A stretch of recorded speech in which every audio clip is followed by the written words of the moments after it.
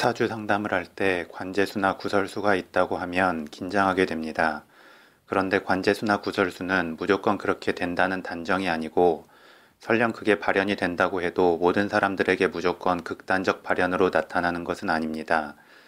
더불어 사주의 운세 흐름은 항시 좋은 방향성과 나쁜 방향성을 함께 가지고 가기에 어떤 나쁜 흐름의 예상 속에서도 그것을 방어할 수 있는 방책이 존재합니다. 따라서 미래를 보는 것은 무조건 그런 미래가 기다리고 있으니까 각오해라 라는 의미 이전에 그런 미래가 예상되니까 이런 식의 행동을 하면서 생활의 균형을 잡아보라는 의미가 우선입니다. 관재수는 명칭 그대로 보자면 정부기관을 통해 들어오는 재앙이 됩니다. 그래서 경찰서에 불려가거나 법원에 출두하거나 세무조사를 받거나 음주단속에 걸리거나 다른 사람에게 고소나 고발을 당하는 등등이 해당이 됩니다. 그런데 위에 말씀드린 것처럼 관재수는 무조건 극단적으로 발현하는 것도 아니고 그 발생의 연원이 정부기관만을 상대로 하는 것도 아닙니다. 관재수와 구설수의 발생 연원을 따져보면 충분히 어떤 이유로 이러한 극단적 표현이 생겼고 그것에 대한 방책은 무엇인지 알 수 있습니다. 사주에서 관재수가 있다고 하는 경우는 운세의 흐름에서 관성의 기운이 강해져서 균형점을 벗어날 때를 말합니다. 대운에서의 작용이 가장 강력하고 그 다음이 세운, 그 다음이 월운의 순이 됩니다. 그렇다면 대운과 세운, 그리고 월운, 나아가 일운에서도 관성의 기운이 한 번에 작용이 된다면 역시나 좀 더 강력해질 수는 있습니다.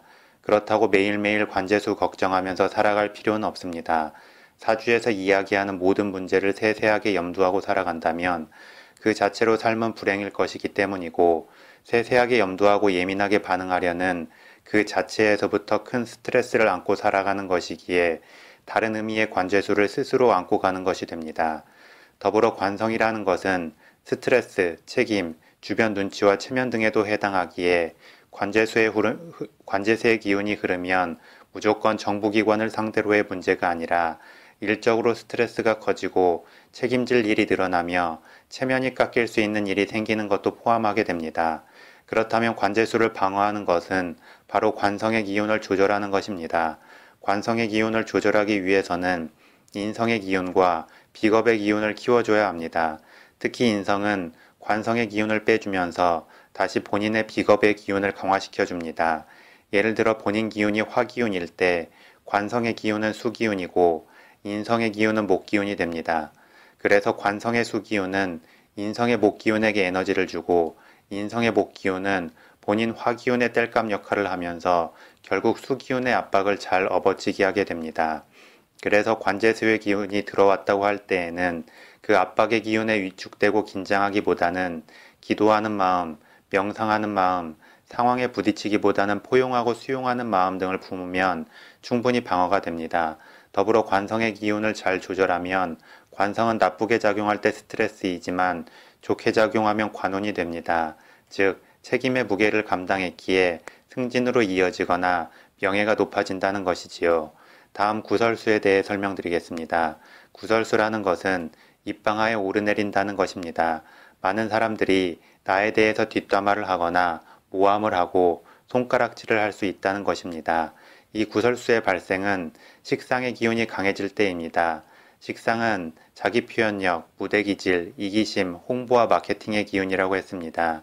그런데 이런 식상의 기운이 균형점을 벗어나게 되면 너무 방만하게 자신을 드러내려 하고 말이 많아지게 되고 이것저것 손대는 것이 늘어나게 됩니다. 따라서 자연스럽게 사람들의 눈에 띄는 일이 많아지면서 주변에서는 잘난 체 한다는 말들이 많아지고 시기와 질투 또는 견제를 하게 됩니다. 구설수도 관재수와 마찬가지로 운세의 흐름에서 들어올 때 이야기하게 됩니다. 즉 대운이나 세운, 월운, 일운 등에서 식상의 기운이 들어오면서 본인 사주 원국에서 식상의 기운이 과대해지면 발생하게 됩니다. 구설수를 방어하는 방법은 역시나 식상의 기운의 세력을 조절해주면 됩니다. 구설수가 발생하는 것은 비유를 들자면 고삐를 쥐는 힘에 비해서 앞으로 치달리는 말들의 힘이 강해지기 때문입니다. 따라서 관재수와 마찬가지로 인성의 기운과 비겁의 기운을 강화시켜주면 됩니다. 인성의 기운은 식상의 기운을 극하면서 적절히 마음에서 앞으로 치고 나가려는 것을 조절해 주게 됩니다. 또한 구설수도 관재수와 마찬가지로 잘 조절이 되면 오히려 인기가 높아지고 자신을 인정해주는 사람이 늘어나며 식상한 재성을 키워주기 때문에 재물의 흐름이 좋아지는 등의 긍정적 발현으로 이어질 수 있습니다. 따라서 관제수든 구설수든 그 발생 연원을 이해하시고 운세의 흐름에 따라서 적절히 필요한 포지셔닝을 취하신다면 어떤 나쁜 재앙이 아닌 축복으로의 역전도 가능할 수 있고, 그게 아니라면 적어도 아무 일 없이 평탄하게 그 시기를 넘어갈 수 있습니다. 더불어 부적을 쓴다고 관제수나 구설수가 사라지는 것이 아니기 때문에 역시나 이해하고 행동하는 것이 최선입니다. 그럼에도 불구하고 가장 극단적인 방식으로 관제수와 구설수가 생기면 어떻게 하냐고 물으실 수도 있습니다. 그렇다면 역시나 인간으로서 할 수 있는 최선은 인성의 기운을 강화시키는 쪽으로 몸과 마음이 움직이는 것밖에 없습니다. 인간으로서 할 수 있는 최선을 다했음에도 불구하고 그렇게 발생한 나쁜 일들은 결국 하늘의 뜻이고, 하늘의 뜻이라면 다른 어떤 방법을 쓴다고 해도 막을 수 있는 게 아닙니다.